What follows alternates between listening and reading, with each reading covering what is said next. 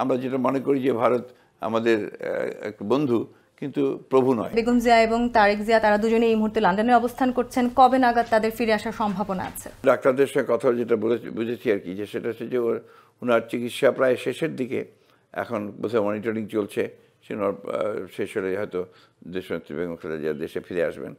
তারেক রহমান সাহেবের মামলাগুলো শেষের দিকে আছে, শেষ উনিও দেশে ফিরে আসবেন।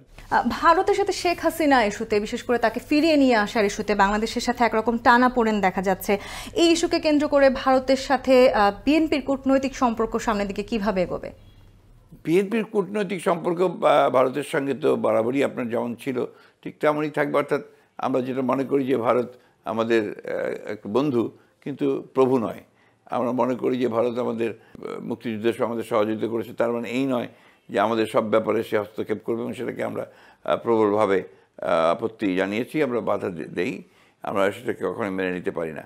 আমরা মনে করি যে ভারত একটা ভালো নেইবার হয়ে থাকবে এবং বাংলাদেশের মানুষের সঙ্গে সে একটা সম্পর্ক তৈরি করবে, দলের সঙ্গে নয়। আওয়ামী লীগের সঙ্গে যেমন করে ক্ষতিগ্রস্ত হয়েছে, আমরা আশা করবো যে ভারত সেখান থেকে শিক্ষা গ্রহণ করবে এবং মানুষের সঙ্গে সম্পর্ক তৈরি করবে।